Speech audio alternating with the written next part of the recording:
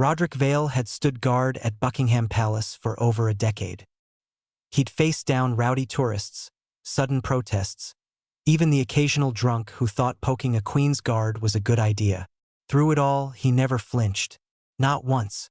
But that morning was different. It started like any other day. Clear skies, early summer warmth, and a courtyard buzzing with visitors clutching smartphones like lifelines. Vale adjusted his ceremonial uniform, polished boots firmly planted on the cobblestones, his eyes fixed ahead. The bare fur hat itched slightly in the heat, but he didn't blink. Still as a statue, unmoving, observing everything from the corner of his vision, he caught the movement. A man, well-dressed, in his early 40s, pushing through the crowd with a young girl at his side. She couldn't have been more than 8. Blonde hair in a tight ponytail. Pale, quiet. Something about her struck him immediately.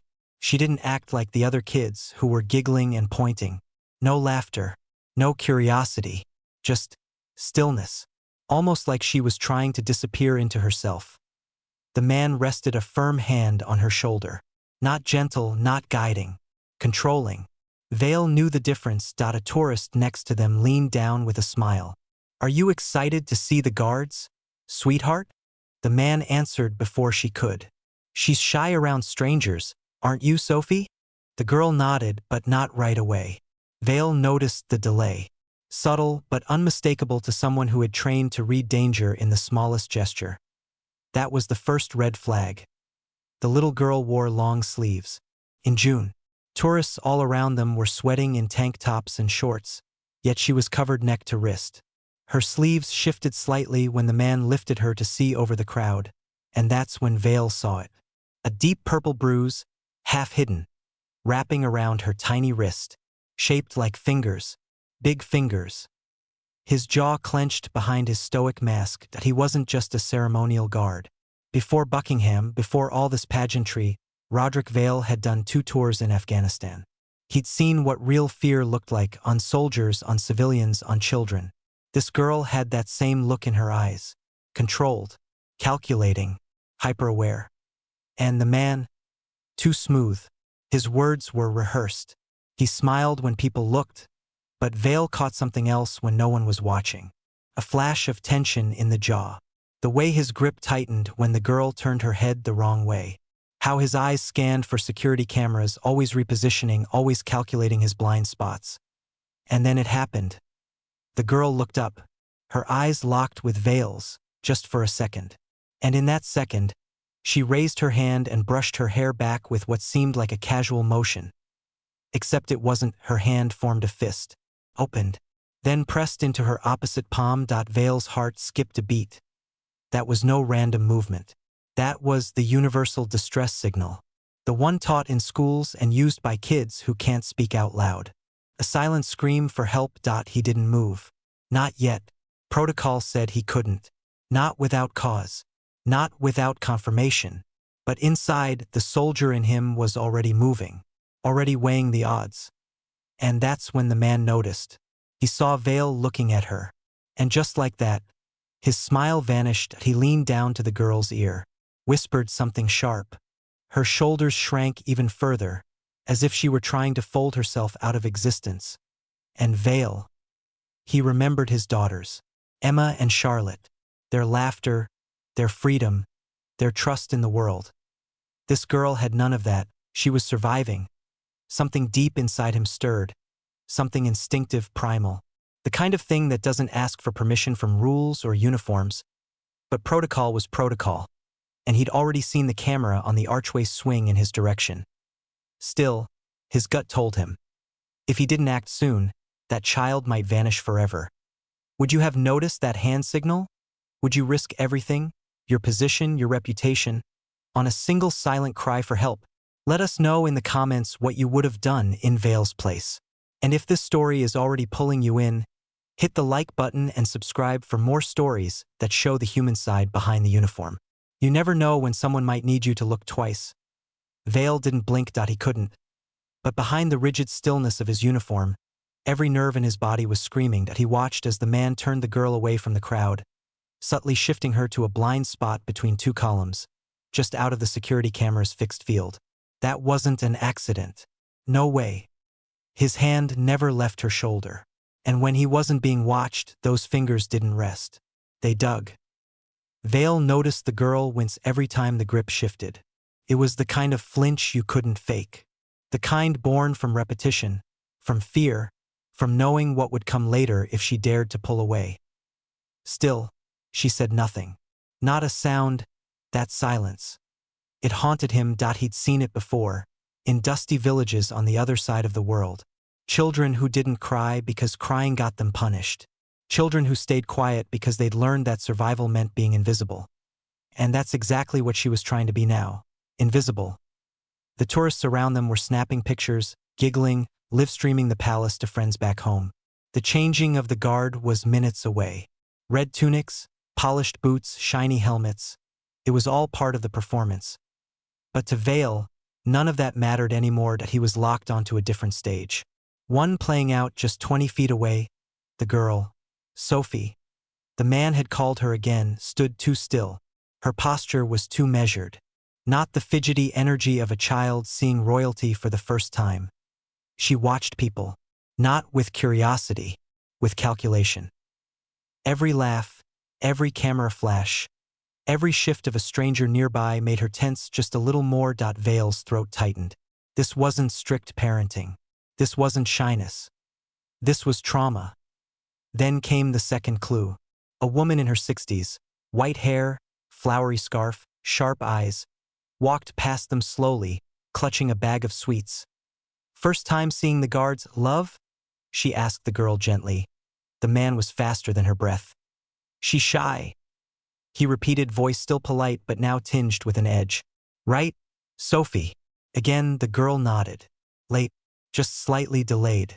Just enough to be off. The older woman smiled kindly, but her husband, standing just behind, was already narrowing his eyes. Vale knew that look. It was the same look officers got when something didn't sit right with the mission brief, when they couldn't quite explain what was wrong, but they knew they'd better trust their instincts. The woman leaned down again, just close enough to offer a small wrapped sweet from her pocket. "Would you like one, dear?" The girl hesitated. For a split second, her eyes flicked to the man. He didn't move. He didn't speak. But his hand, his fingers, they tensed like steel on her shoulder. "No sweets before lunch," he said smoothly. "Lunch?" Vale glanced at his watch. It was 9:48 and no one was eating lunch anytime soon. And something else caught his attention. A bright pink backpack slung over the girl's shoulder. It was small, well-worn, and familiar. Too familiar. Vale's own daughters had bags just like it back when they were that age. Standard issue for several school districts up north. But this one had the name tag flipped inward, tucked into the fabric. That wasn't normal. Kids were proud of their names. They decorated them with stickers and glitter pens. Unless someone didn't want her name to be seen. Unless someone wanted to hide who she was. The girl glanced at him again. Quickly, almost guiltily. Her eyes, wide and blue, shimmered with unshed tears. There was no expression on her face, but her body language was screaming, "Help me!" It wasn't said in words. It didn't have to be. Vale's pulse pounded in his ears. Every soldier instinct he'd ever developed was now at full alert. But still, he was stuck. Ceremonial duty meant no movement, no speaking, no matter what, unless there was a clear threat. And as much as his gut screamed, he needed more. Just a little more, just enough to justify what his heart had already decided. That's when a young mother approached from the side, holding the hand of her own son. Maybe 6 or 7, wearing a blue cap and sneakers with cartoon dinosaurs. She stopped near the man and the girl, smiling casually. "My son has the same bag," she said, pointing. "Is your daughter in year 3? The girl looked confused. Before she could respond, the man interrupted again. "She's visiting from Manchester," he said quickly. "First time in London. Just us on a little family trip." Vale noted it. Manchester. Year 3. First time. Family. Words were stacking. Fast. But the girl never nodded. She just looked down. And then it happened. The man adjusted her jacket. That's when Vale saw it. Bruises. Multiple. Different colors, some fresh, some faded. Some were hand-shaped, and he caught his breath. The man muttered under his breath, just loud enough for the girl to hear. "You've been good today. Don't ruin it. One more hour and we're done. If you behave, there won't be any punishments." The girl didn't move, didn't flinch. That stillness again. It made Vale want to scream. He scanned the crowd. Security was distracted. The ceremony was about to begin. If the man slipped away now, he could vanish into the streets of London, and the little girl might never be seen again. And yet, still, no cause for intervention. Not yet. But he was so close. All he needed was one moment. One break point, one undeniable signal. And something inside him whispered, "It's coming." Have you ever seen something you couldn't unsee? Have you ever stood frozen, knowing if you stepped forward, your life might change forever? Leave your thoughts in the comments below. You never know who else might relate. And if this story has you holding your breath, don't forget to subscribe for more. These aren't just stories. They're reminders that someone always needs us to pay attention. The man started to move. He'd clearly noticed the elderly couple watching, the young mother lingering nearby. The crowd was no longer just background noise. It was watching now, so he tightened his grip on the girl and began guiding her sideways, edging toward the exit gates. Out of view, out of range. Vale's breath caught. Not yet. Not yet. Just one more second, just one more sign. And then she gave it in the middle of that ancient stone courtyard, surrounded by history, cameras, and blind tourists. The girl looked up one last time. Her face was pale, but her eyes were burning. Then she raised her hand. Fist. Open palm. Pressed it against her other hand. Deliberate. Smooth. Precise. No child brushed their hair like that. It was the signal. The universal cry for help. Everything around Vale stopped. The flags, the voices, the camera shutters, gone.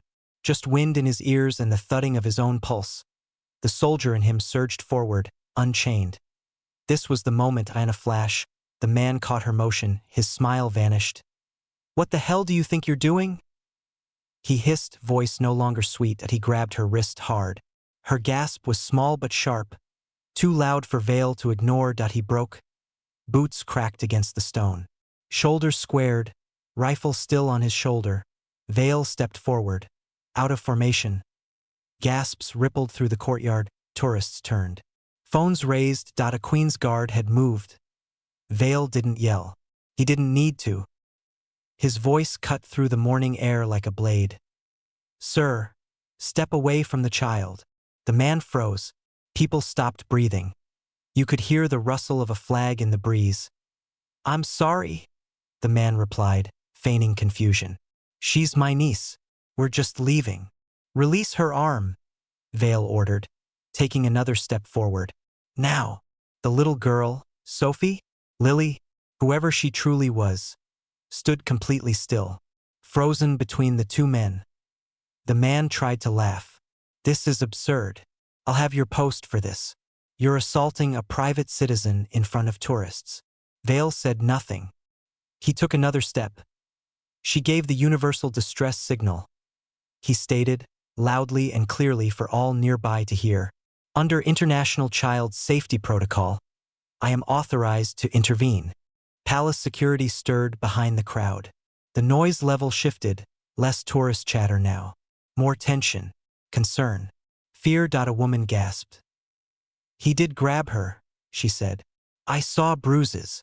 "And she didn't answer to Sophie," said the older woman, stepping forward. She hesitated. She looked terrified. The voices began to merge, surrounding, building, supporting. And Vale, he kept walking. The man's eyes darted left, right, behind, looking for a gap, a way out.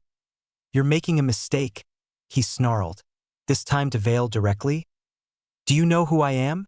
Vale's voice was calm, but his fingers curled tightly at his sides. "I know exactly what you are."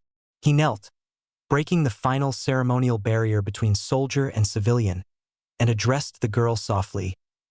"Sweetheart, is your name really Sophie?" No answer, but her eyes filled with tears. "Do you want to come stand with me?" he asked. She didn't speak, just looked at him, then at the man, and then back. The hesitation broke when the man barked. "She's not going anywhere. Return to your post, soldier." That was it. Vale reached out his hand, and the girl took a step. Just one, that's all it took. Then chaos. The man lunged, he grabbed her arm again and tried to twist her back. She screamed. Tourists screamed. The courtyard exploded into motion. Vale launched forward, he didn't even think. His left arm deflected the man's elbow. His right swept upward into his chest. Crack. The man staggered back, gasping, but not done. He drew a small blade from beneath his coat. He caught the sunlight just long enough for Vale's instincts to fire. Knife. Vale moved faster than he had in years. His body remembered it all. Combat training, hostage defense, close quarters battle. The blade slashed across his forearm, slicing, clean through the red wool of his uniform. Pain, white-hot, sharp, but irrelevant. He roared, tackled the man into the ground. They hit the stone with a brutal thud. Vale's fist met bone. Blood spattered. Again and again. "Let her go!" The man struggled, but Vale was no longer a ceremonial guard. He was a father. He was a protector. He was done watching. Pushpin, what would you have done in that moment? Would you have frozen or stepped forward? Drop your thoughts in the comments below. And if you believe children should never feel invisible, hit that like button and subscribe for more true stories of courage where it matters most. The blade clattered across the courtyard. Security finally broke through the crowd, surrounding the scene. 2 guards tackled the attacker, pinning him with brutal efficiency. One of them had already called for medics. Another began scanning the girl for injuries. But Vale didn't move. He stayed exactly where he was, kneeling beside the child, chest heaving, uniform torn and bloodied, yet eyes calm. The girl, Lily, looked up at him, trembling but safe. "Is he dead?" she whispered, voice cracking. "No," Vale said gently, "but he'll never hurt you again. I promise." Moments later, palace paramedics swarmed the area. They tried to get Vale onto a stretcher, but he shook his head. "The girl first." Lily clung to the female medic's hand, eyes darting to Vale again and again, making sure he was still there. "I'm staying," he told her, "until your family comes. I'm not going anywhere." The crowd had gone from shock to reverent. Some were crying. Others had turned off their phones, no longer treating the moment as entertainment but as something sacred. The guards who hadn't moved when Vale did now stood as a silent shield behind him. Then came the question point. One of the officers, female, soft-spoken, crouched beside the girl. "What's your full name, sweetheart?" The girl hesitated. Her lips trembled. "Lily," she said softly. "Lily Bennett." The officer looked up sharply. "From Oakwood Primary?" Lily nodded slowly. "Yes, that's my school." Another tourist, a woman in a gray coat, rushed forward, holding up her phone.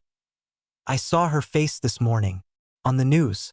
She's been missing for weeks." Within minutes, it was confirmed. Lily Bennett, 8 years old, kidnapped on her way to school 3 weeks ago.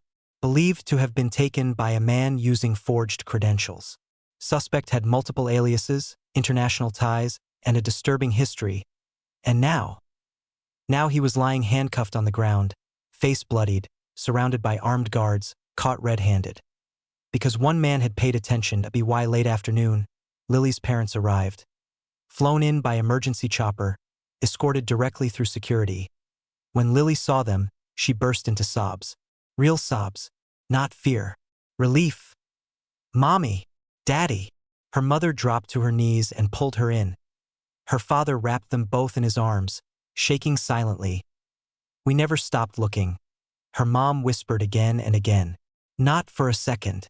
We knew you were out there." Behind them, Vale stood silently, watching. His own daughters flashed through his mind. Emma, Charlotte. Their giggles, their scraped knees, their innocent questions, and he realized this could have been them. Lily's father approached. "They told us what happened," he said, voice rough, eyes red. "What you did. You broke protocol. For her." "I have daughters too," Vale said. "I did what any father would do." Lily ran to him again, hugging him tightly, fiercely. "Thank you for seeing me," she whispered. "Even when I tried to disappear." Vale dropped to one knee, choking back the emotion. "You were never invisible, Lily," he said quietly. "Not to someone who knows how to look." The footage of Vale's intervention went viral by nightfall. Queen's Guard breaks protocol to save missing girl. Silent signal, loud response. Hero Guard stops predator in royal courtyard. Every headline told the same story. That tradition had been broken, but humanity had prevailed. A few days later, in a quiet garden in Manchester, Lily sat with Vale's daughters. Making daisy chains and laughing for the first time in weeks, the bruises were fading. So were the nightmares. Her parents had invited Vale to visit. They wanted Emma and Charlotte to meet the man who had saved their daughter, and maybe help them believe in goodness again. Lily handed him a folded card. On the front, a crayon drawing of a guard in a bearskin hat. Inside, "Thank you for seeing me when I was invisible." Vale didn't speak. He just pulled her into a hug as the sun dipped low. Lily's dad stepped beside him. "How did you know?" he asked. "How did you see what the rest of us missed?" Vale didn't answer right away. He watched the girls chasing butterflies on the lawn. "I saw her," he said finally. "The way a father sees. And once you see a child like that, you can't pretend you didn't." Would you have recognized the signal? Would you have stepped forward like Vale did? Leave your thoughts in the comments. Your perspective might help someone else learn to see what's been hidden in plain sight. And if the story moved you, do one thing today. Share it. Share it with someone who works with kids. With someone who needs to understand what a look can mean. You could help save a life. Subscribe now for more real-life stories of bravery, empathy, and the extraordinary moments where everyday heroes step forward. We post every day, and each story reminds us.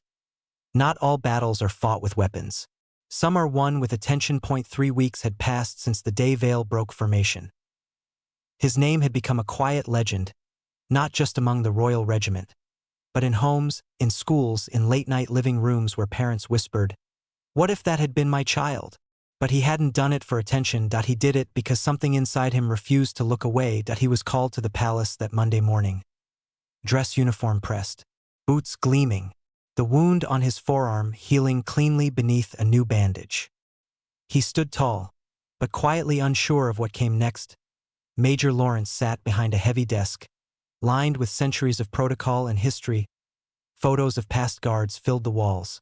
Stoic men, unmoving in the face of storms. Vale saluted. "Reporting as ordered, sir." "At ease, Sergeant." A pause. "You understand why you're here?" "Yes, sir. I broke protocol." Another pause. Lawrence folded his hands. "For 362 years, no guardsman has ever left formation during a ceremonial post. Ever." Vale nodded. "I know, sir." "Good," Lawrence said. "Because there is no protocol for what to do when a little girl raises a silent cry for help. But maybe there should be." He turned and picked up a folder. "The palace, the Metropolitan Police, and Regimental Command have reviewed every detail of what happened that day." Vale stood still, bracing himself. "They unanimously agree that your actions saved a child's life and stopped a dangerous man. While your breach of protocol will be formally noted, no disciplinary action will be taken." Lawrence looked up. "In fact, the Crown requests that you return to ceremonial duties once you're medically cleared. Tourists are already asking for the guard who moved." Vale blinked. Slowly. "Yes, sir." "And Sergeant," Lawrence added, softer now, "Lily's parents requested to invite you and your family this weekend. They'd like your daughters to meet theirs." That Saturday, in a quiet corner of Manchester, Vale sat on a garden bench. Charlotte and Emma ran barefoot on the grass, laughter chasing butterflies. Lily joined them, a flower crown in her hair. The bruises nearly gone. The fear? Still there sometimes, but smaller now, fainter. Sarah Bennett, Lily's mother, handed Vale a glass of lemonade. "She's sleeping through the night," she whispered. "Her therapist says that's remarkable progress." Vale nodded, watching Lily braid a daisy chain with his daughters. "She's strong," he said. "She's stronger because someone saw her," Sarah replied. and believed her. Later, as he prepared to leave, Lily came running. "Wait!" She handed him something, a folded piece of paper. "I made this for you," she said. Vale opened it. A drawing of a royal guard, smiling, kneeling, and in a child's handwriting. "Thank you for seeing me when I was invisible." His throat tightened. He knelt again, at her level. "You were never invisible, Lily. Not to someone who knew how to look." The ride back to London was quiet. Vale drove while his daughters chatted in the back. "Daddy," Charlotte asked suddenly, "did you really break the rules to save her?" Vale glanced at them in the rearview mirror. "There are rules," he said slowly, "and there are things more important than rules." Emma leaned forward. "You did the right thing." Vale smiled. "Yeah, I think so too. Now let me ask you something. What would you have done if you saw a little girl make that signal? Would you have looked away? Or stepped forward like Vale did? Sometimes, saving a life doesn't start with heroism. It starts with paying attention. If the story moved you, even just a little, please hit the like button and subscribe to our channel for more powerful stories about those who protect, serve, and step forward when others stay still. Don't forget to hit the bell so you never miss a story. And tell us in the comments, would you recognize the distress signal? Do you think Vale did the right thing? You might just help someone else learn to see what most people miss. And who knows? Maybe next time you'll be the one who looks twice. Check out the next story appearing on your screen now. We'll see you tomorrow, same time, same place, for another powerful Royal Guard story you won't want to miss.